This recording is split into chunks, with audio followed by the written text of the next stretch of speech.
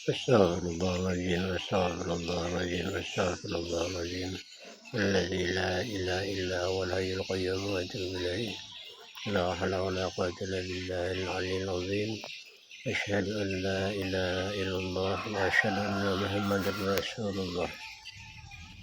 Rabbi shrah li sadri wa yassir li amri wa hlul 'uqdatam min lisani yafqahu qawli. Hadirin yang dirahmati oleh Allah Subhanahu wa taala, pada kesempatan ini saya akan menyampaikan kelanjutan daripada mukjizat Al-Quran. Jadi dalam hadis lain bahwa belajar Al-Quran adalah merupakan suatu kewajiban setiap muslim, karena tanpa kita mempelajari Al-Quran, maka segala amal ibadah kita itu kemungkinan banyak terdapat kesalahan. Kenapa demikian? Karena di dalam bacaan apa saja, baik bacaan sholat, amalan apa saja, itu hanya yang dipakai adalah huruf Al-Quran. Baik itu syukuran, tahlilan, dan apa saja itu adalah huruf Al-Quran yang dibaca. Seperti Fatihah kan itu wajib gitu. Doa-doa juga kebanyakan huruf Al-Quran. Jadi tidak mungkin misalnya Fatihah itu setiap suku bangsa itu lain-lain. Bahasanya lain Fatihahnya. Fatihah itu sama. Jadi tidak ada perbedaan. Cuma yang membedakan itu adalah huruf atau dialek daripada suatu bacaan itu. Nah, makanya kalau kita tidak belajar Al-Quran, sangat kemungkinan di dalam sholat kita itu tidak akan diterima karena bacaan itu banyak salahnya. Cuman kita jangan berhenti belajar. Sebelum belajar Al-Quran, kalau orang-orang tua dulu itu,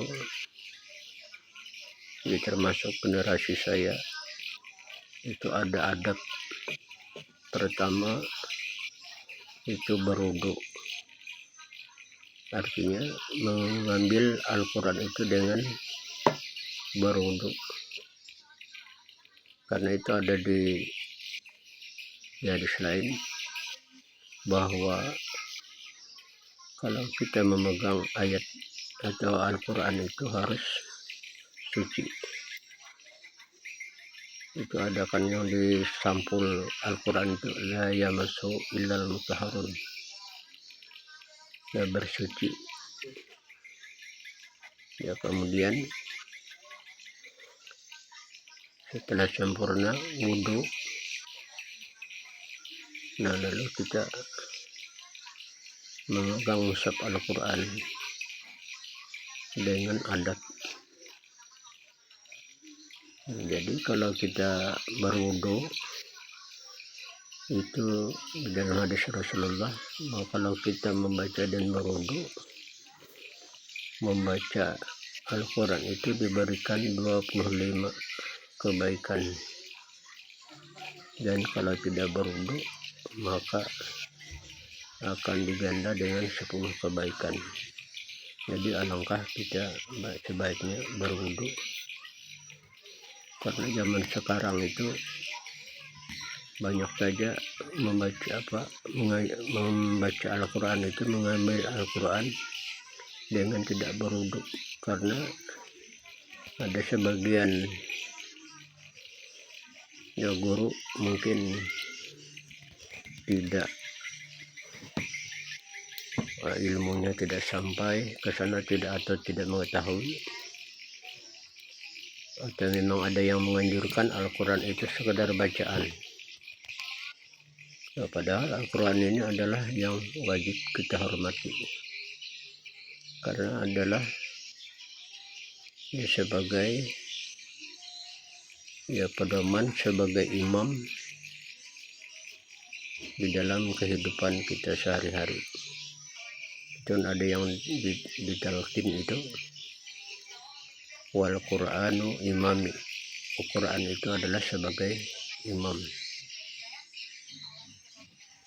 Jadi kalau kita tidak menghormati, belajar Al-Quran itu, yaitu adab, yang termasuk adab, tapi tidak beradab membaca Al-Quran. Jadi jangan juga dianggap main-main belajar Al-Quran itu, karena anak-anak itu kadang-kadang dibikin nyanyian, seperti lagu-lagu dangdut. Sebenarnya ini tidak ada faedahnya, bahkan itu akan memperolok-olok, karena Al-Quran itu adalah wajib kita hormati. Nah, bagi yang baru belajar, jadi sangat hati-hati kita memegang mushaf Al-Quran.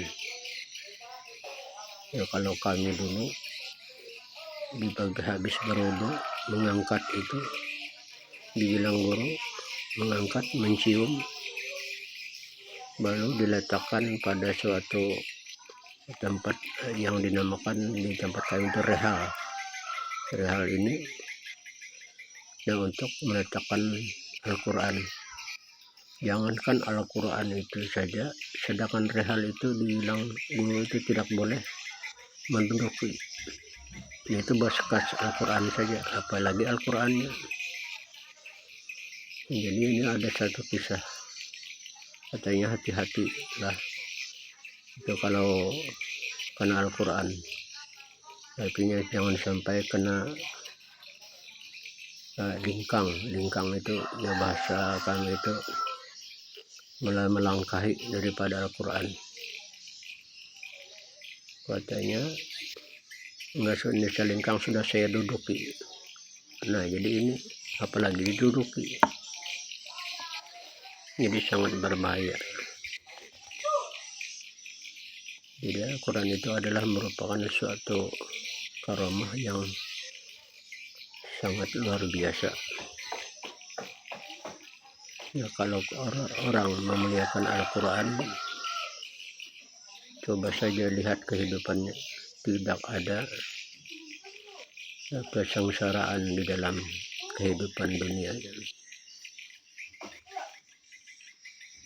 Ya, makanya di dalam kita menuntut ilmu, apalagi ilmu Al-Quran, ini adalah suatu perkataan atau firman Allah yang wajib kita junjung, yang wajib kita hargai. Jadi anak-anak kita, cucu kita, wajib kita memberikan pelajaran. Nah, kalau kita tidak bisa, ya orang lain, kita kasih orang lain, yang juga jangan menyuruh saja. Nah itu diperhatikan karena yang gurunya ini juga manusia, bukan malaikat. Ya kalau kami dulu zaman itu masih zaman lampu tembok yang pakai minyak gas itu. Ini setiap ya kita mau belajar ngaji itu harus membawa minyak dari rumah. Nah kemudian ya paling tidak ya seminggu sekali ada syukuran di tempat guru itu, atau mengasih ala kadarnya. Jadi jangan juga kita mentang-mentang kita menyuruh anak kita tidak diperhatikan. Nah ustadz itu jadi sungguh ya sangat kasihan. Artinya kita perhatikan, karena guru ini bisa juga makan, minum, bahkan merokok misalnya. Ya, kalau kita ya menyuruh anak belajar ke tempat orang, nah itulah risikonya. Ya kalau kita bisa sendiri kan alhamdulillah. Jadi kita perhatikan juga ya kesejahteraan ya gurunya, walaupun tidak, artinya tidak mencukupi ala kadarnya lah. Misalnya 10 orang yang 10 orang murid, nah berapa satu orang. Jadi kita jangan membiarkan, karena anak cucu kita ya tidak belajar Al-Quran, karena zaman sekarang nah sudah banyak kesulitan. Artinya apalagi media sekarang, kita kan sudah tahu bahwa kita ini kalah daripada media. Ya pelajaran dulu itu hampir ya musnah. Artinya nah karena kekalahan media. Dulunya tidak ada, zaman kami itu tidak ada televisi, tidak ada, dan hiburan lain tidak ada.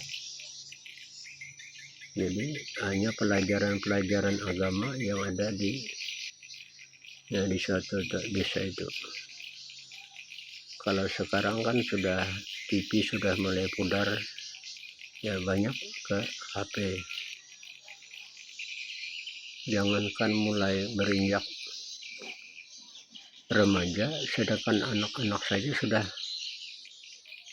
baik pandai main HP. Yang umur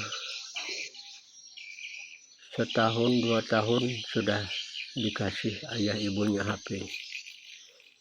Bahkan kadang-kadang di bawah ayunan yaitu diletakkan HP dengan lagu-lagu.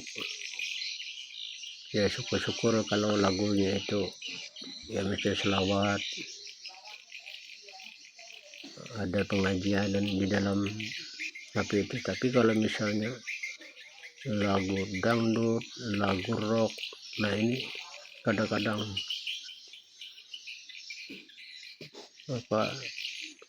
tertanam, karena anak-anak itu apa yang didengarnya itulah bisa membentuk karakternya masa selanjutnya. Jadi oleh karena itu kita arahkan ya anak-anak kita, cucu-cucu kita belajar Al-Quran. Jadi demikian saja yang saya dapat sampaikan. Mudah-mudahan ada manfaatnya untuk diri pribadi, keluarga, anak cucu, jiran, tetangga, yang selalu membawa keberkahan. Saya akhiri ucapan wa hasbunallahu wa ni'mal wakil. Wassalamualaikum warahmatullahi wabarakatuh.